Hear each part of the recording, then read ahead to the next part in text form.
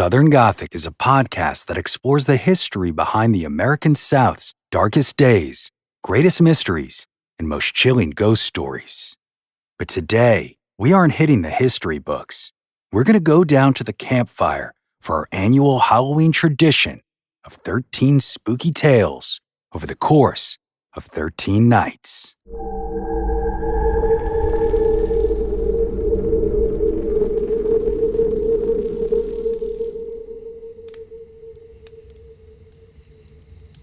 Happy Halloween, y'all, or at least happy Halloween's Eve, right? Well, we finally made it to the end, and I don't know about you, but I am ready for a great day tomorrow. And I actually do have a full-length episode that we are dropping to celebrate Halloween. But first, I've got one last story to tell you from right here by the campfire. And y'all, it is a tale from my hometown of New Orleans, Louisiana. Now, if you've listened to the show over the years or binged it, you probably noticed that every community that we cover seems to have one or two authors who really own the local lore for that region. People like Catherine Tucker Wyndham, who, as we discussed not too long ago, was a journalist intent on preserving oral histories. Well, in a place like New Orleans, we've got several of these types, but one of the most famous is Jean Delavigne, who, aside from also being a journalist, published a book in 1945 called Ghost Stories from Old New Orleans. Of course, we have referred to this book many times here on Southern Gothic, and we actually are going to again in a few weeks. But today, I figured why not follow in Miss Delavigne's footsteps and tell you a story from that book, an awful little tale from the city that care forgot.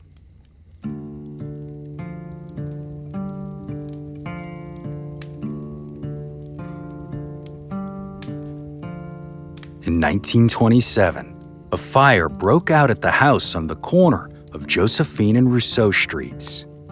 It was a two-story family home built in 1840 by Charles Vesey for his new wife Alice. But as the flames engulfed the building, a witness claimed to see a chilling apparition standing on the staircase, unfettered by the blaze. It was the spirit of a woman wearing a black skirt and a blue gingham apron. A woman without a head. As chilling as this was, though, it was certainly not the first time that someone had claimed to see such an apparition there. Several of the home's owners, dating all the way back to 1887, made similar claims, and for some reason it was always the women of the house who came in contact with this spirit.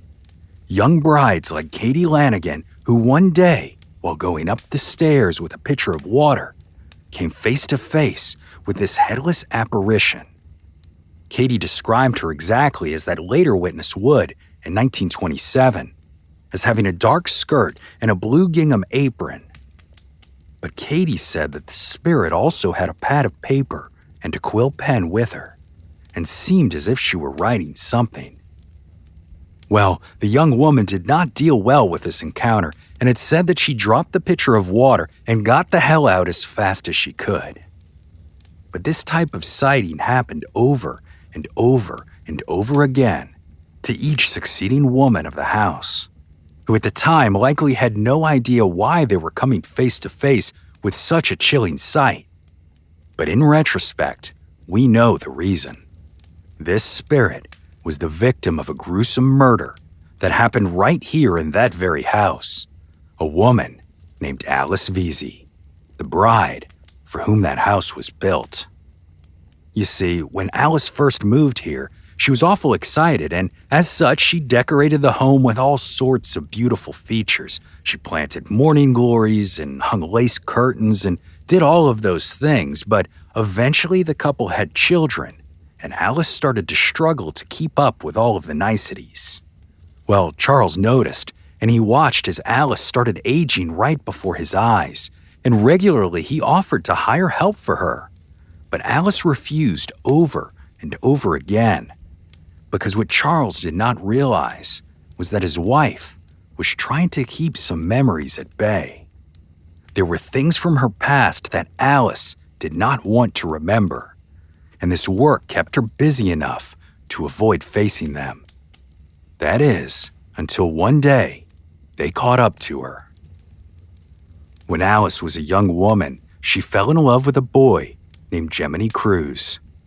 Cruz was like no one she had ever met.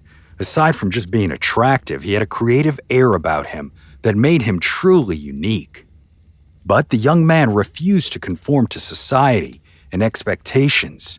He was an artist, and he focused solely on that, a pursuit that his family objected to profusely. So for a little while, he tried to keep them happy by studying law, and when he tired of that, he tried medical school.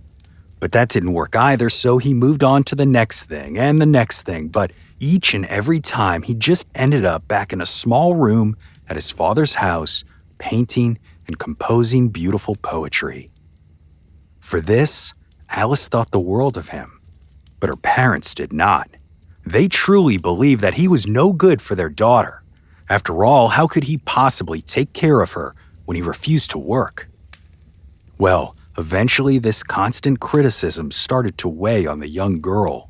And one day, after hearing it over and over again, she gave in to her parents' wishes, broke it off with Gemini, and agreed to marry Charles Vesey, a respectable man from a respectable family. Alice then went years and years without seeing him, but her heart never left. And while she could drown herself in work to avoid the grief she felt from that lost love and her regretful decision to leave, one day she couldn't avoid it anymore as she ran into him out on the street while making groceries with her children in tow. Instantly, her heart sank, and she was ashamed of how she looked and felt. A discouraged mother with gray streaks in her hair in her 20s and dark rings around her eyes, while her ex-lover, the man that she had bet against, had become a massive success, an in-demand artist who now owned his own studio and gallery in Paris. Well, y'all know what happened next, right? When Alice got home, she started questioning everything. And for weeks, she spent time ruminating on these dark feelings, grieving the woman she could have been, the love she could have had, the decisions that she had made, until eventually she took action. So she went upstairs into the attic, pulled a wooden box into the corner, got a candle, a pot of ink, and a quill, and began to write. Verse upon verse of forlorn love poured out of her soul and onto those pages, and for weeks, when Charles left the house for his office in town, she'd go up each and every day into that attic to write more and more of them.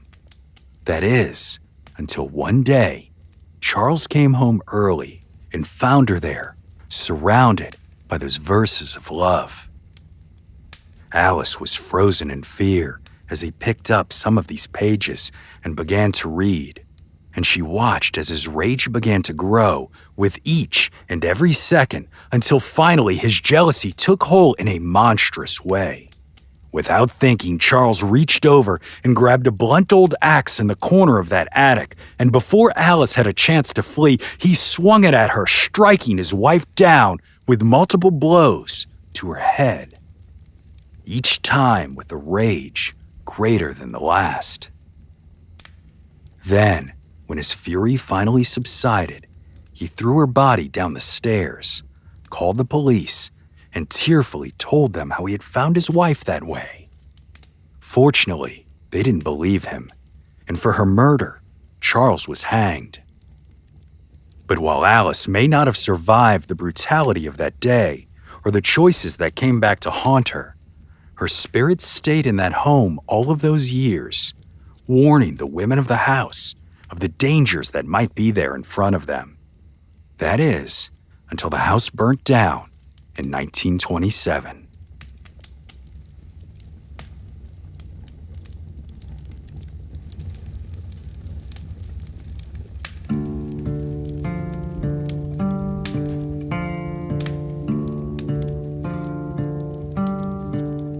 Southern Gothic is an independent podcast produced by siblings Brianne and Brandon Schexnayder. And this mini episode was part of our annual Campfire Stories, a series to get you in the spirit for Halloween. We'll be back with an all-new full-length episode on October 31st. So y'all stick around if you dare.